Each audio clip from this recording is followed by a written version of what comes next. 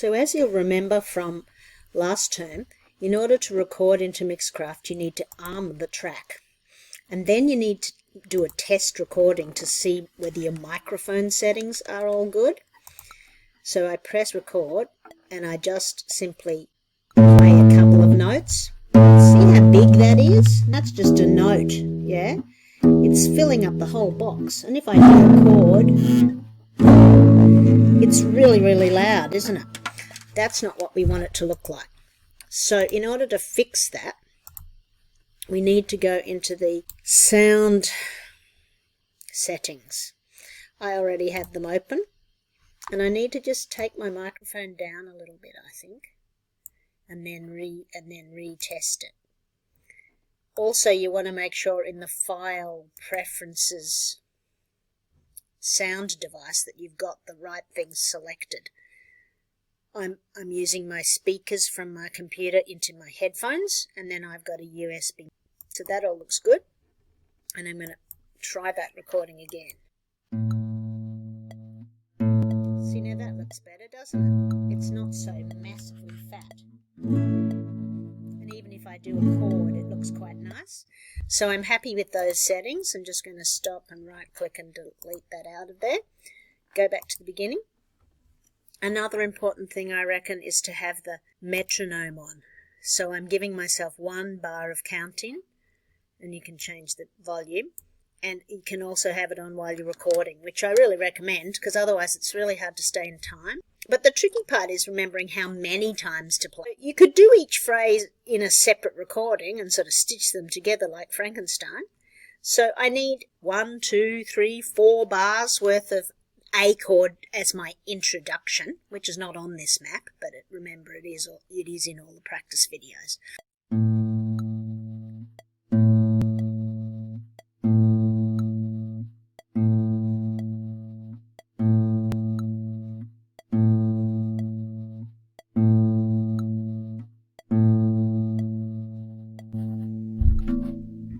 And I'm just going to stop now, and I'm just going to cut the rest off so that it synchronizes up to the start of bar 5. And I'd probably de-arm the track, go back and have a listen to it. I can right click and mix to new clip, and now I've got a little clip called baseline. I can even rename this if I wanted to. Intro down in the sound tab, and I'll just save up here, save my file. And I've done a little bit of my work. Now, you and I both know that those same 4 notes will be also used for the next 4 bars for phrase 1 of the blues song, so I could just copy and paste it in there. So go back to the beginning, arm the chords track, press record, and I've got 4 counts, or you could give yourself more than 4 counts by changing this, but I've got 4 counts to get my A chord all organised. Here I go.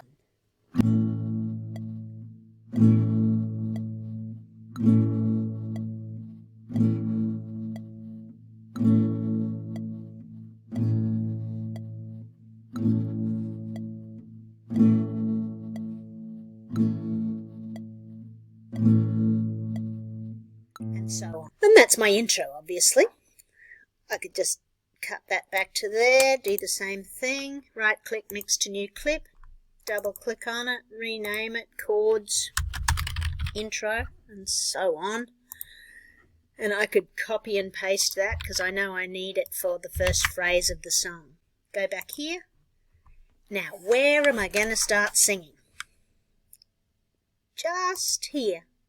That's the start of the melody, isn't it?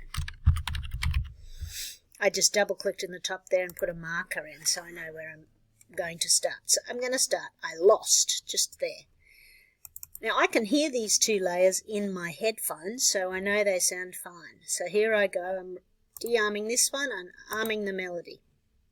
Now I recommend doing the whole accompaniment first before you do the out later. I'm just going to wait for this introduction to finish going on. And I'm nearly ready to sing. And this is my starting note. I've checked it on the guitar. Here I go. I lost my money. Now I'm feeling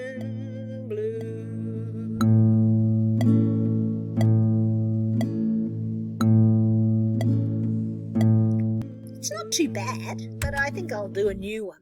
The main thing I don't like about it is that it doesn't seem as if the microphone's picking up my voice as well as it picked up the guitar.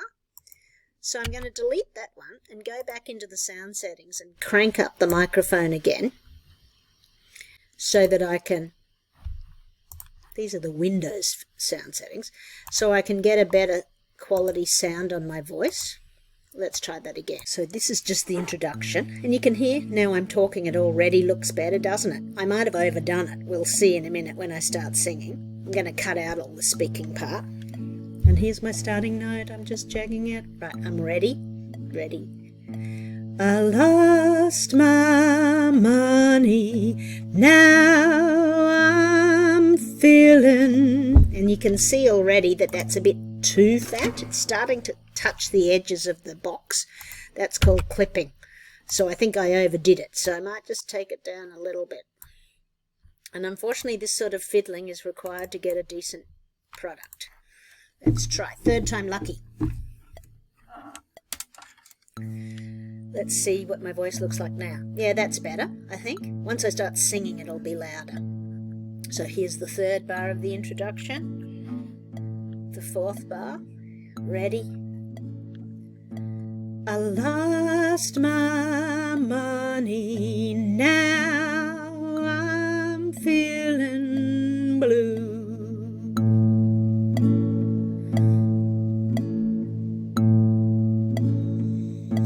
I lost my... Whoops. Okay, so I can't go any further because I haven't finished my backing track, but I can see here this looks a lot nicer, doesn't it? So I just want to get rid of that front bit where I was talking, and otherwise that's all good, and I probably need to redo that bit as well, so I might just take that back. You can see it's all silent there, so I'll just take that back there, and I'm going to right click, mix to new clip, double click on it, and just put melody phrase 1, so I know what it is, because otherwise you get lots of tiny little bits and pieces that you don't know what they are, yeah? Which is probably why I should have right-click, mix to new clip that one as well, so that I could recall that one chords.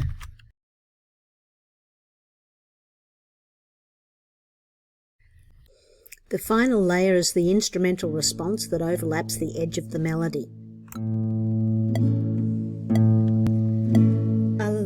It's coming up soon, isn't it? About at the start of bar 7, maybe? I'm feeling blue.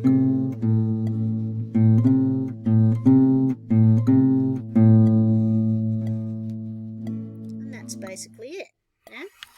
I probably shouldn't have talked while it was still finishing off. So, I get rid of all the junk that I don't need, my talking, which you can see there. Trim it off. Right-click, mix to new clip.